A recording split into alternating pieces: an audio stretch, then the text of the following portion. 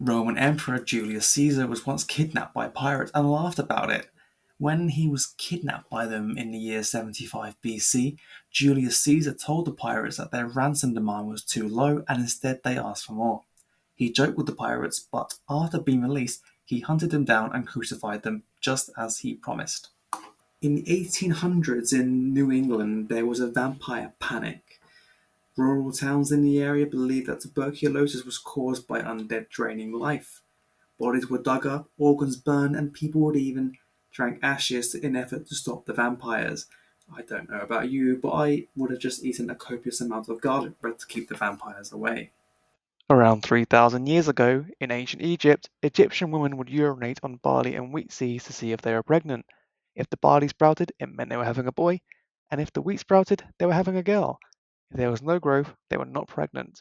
Surprisingly, modern tests have found this to be over 70% accurate. In the 3rd century before Christ, Hannibal of Carthage led 37 war elephants across the Alps during the Second Punic War. Although many didn't survive the journey, it did still shock the Roman army, and the remains of them have actually been found in Italy. And to be honest, if I was in the Roman army, I would be shocked as well because I don't expect to see an elephant in Italy now, let's be honest. We're going to stick with ancient Rome and build on that to speak about the fun subject of concrete. Did you know that Roman concrete actually strengthens over the centuries it's there? They use like a unique mixture of volcanic ash, lime, and seawater, and some Roman harbors have lasted well over 2,000 years. So it's kind of surprising that we've had this concrete which like gets stronger over time, but we don't use that in modern building, which is kind of strange. Another strange thing is that Napoleon, the famous French war leader and emperor of France who nearly took over Europe, was once actually attacked by a horde of rabbits. So Napoleon was organizing a rabbit hunt for his men, and when the rabbits were released, instead of running away, the rabbits charged the hunters. They mistook them for the food givers. And the fact is that to this day, we don't actually know who won that war between Napoleon and the rabbits. Queen Elizabeth I had a poison cabinet. So Queen Victoria I, she had her own cabinet with cosmetics inside and herbs and chemicals, some of which are actually toxic. They had a lead-based white makeup in them, and it's believed that some of these beauty routines damaged her health over time. I mean, that's not good for her health, but I bet she looked dead good. Here's another very random one for you. Vikings never actually wore horned helmets. Now, I know what you may be thinking, that you've seen Vikings in TV shows and video games and films, and there you are, like, wow, that is one horny guy there with his helmet full of horns. But it's a total myth. Horn helmets were actually only invented in the 1800s by costume designers. Real Vikings wore conical iron helmets or sometimes nothing at all. So we've all been had. Here's another weird one for you. Cleopatra lived closer to the time of the iPhone than the pyramids. So the Great Pyramid of Giza was built around 2500 BC, whereas Cleopatra died around 30 BC. So Cleopatra was actually alive closer to the time that we went to the moon than when the pyramids were constructed, which is kind of a weird one to think about at first, isn't it? In the modern Olympics, they used to use live pigeons in the archery games up until the year 1920. It got so bad that in the year 1900s, when the games were held in Paris, that over 300 birds were killed. Can you imagine the mess from that? And this has only been the time that animals have intentionally been killed for the games. Thankfully, it hasn't happened since, because they were later replaced with clay targets, which we are a bit more familiar with. Sticking with poultry related historical stuff, in 1945, a chicken named Mike survived for 18 months without a head. So, for some reason, he was having his head cut off, and the axe missed the jugular vein, and part of his brainstem remained intact. And he survived for 18 months, becoming a touring sideshow and made money from this, although I somehow doubt Mike the chicken got any money from this.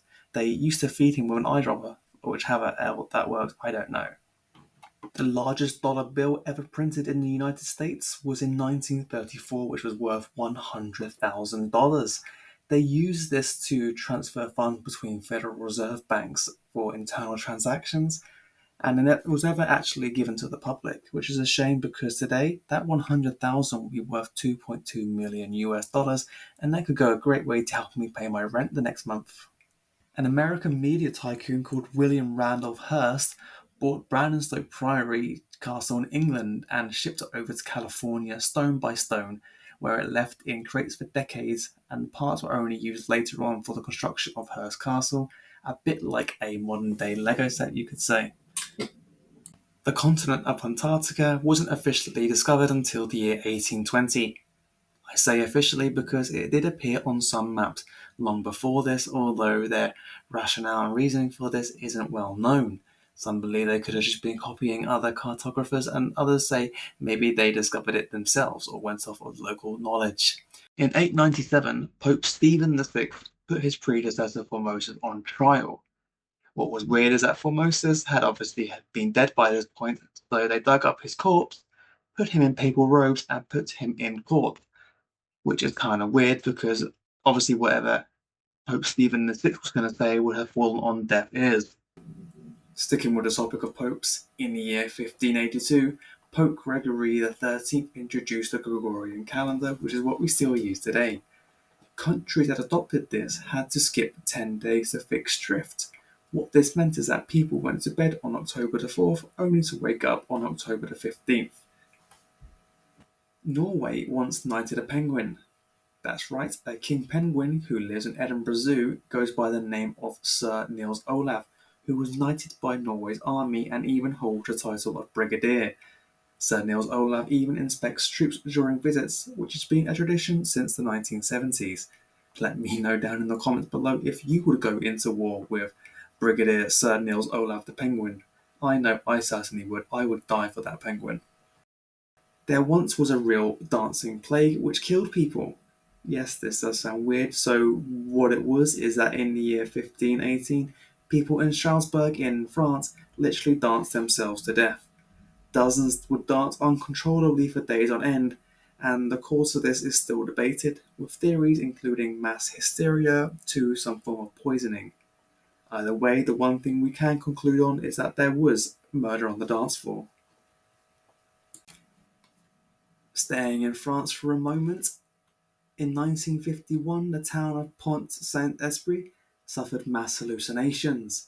People would jump out of the windows, or they believed they were animals, or went quite literally insane. The reasoning for this is that they believe it was caused by an hallucinogenic fungus on some bread, the same thing which is possibly linked to the Salem witch trials. In the 1840s, an English town once used a 9-pound wheel of cheese as a projectile during some riots. It's recorded that the 9-pound wheel of cheese actually injured people. I don't know about you, but that can't be a very good thing to be hit by. In the 1960s, the CIA used to use cats to try and spy on the Russians. What they would do was that they would implant microphones into cats and use them to spy on the Soviets. However, the first mission of this unfortunately failed when the cat was sadly run over by a taxi shortly after being released. Now, I'm probably going to mispronounce this person's name, but a man called Tomosu Yamagachi survived 2 atomic bomb attacks. So Tomosu was in Hiroshima on a business trip when the first bomb hit, and he survived the attack. When he returned to his home in Nagasaki, that was then bombed too. Tomosu lived until he was 93 years old and became a peace advocate. On to something a bit random now, and that is the jolly guy up north, that is Father Christmas, the guy in the big red coat. Now, many people think that we think of him wearing a red coat as a result of a marketing scheme from Coca-Cola. However, they are only the ones to popularize him in a red jacket. Santa wore red a long time before that, thanks to 19th century artists like Thomas Nast. It was only Coca-Cola who made it cemented in our mind. Another weird thing the CIA once tried to do was weaponize ghosts, which sounds kind of weird. So during the Vietnam War, the CIA created Operation Wandering Soul, which is where they would broadcast eerie recordings designed to scare the Viet Cong soldiers into thinking ghosts of the dead were speaking to them. The tapes wailed in Vietnamese moanings like, "Ooh, I am dead," which Even just saying now sounds kind of weird, so what on earth were they thinking approving that?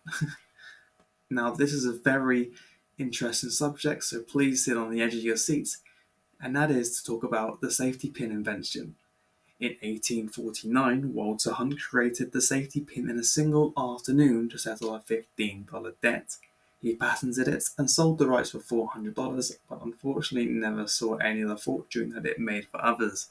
That sucks for him, but I guess he could just put a pin in it and move on with his life.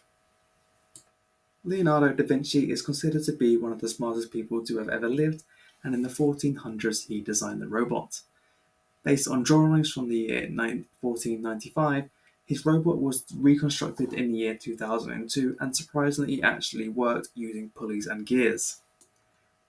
That's all for this video. If you like this and maybe learned something from it at all, please consider giving it a like and a subscribe. Doing stuff like that makes me really happy and stops me from crying myself to sleep at night. Anyway, that's all from me. Catch you in the next one. Bye!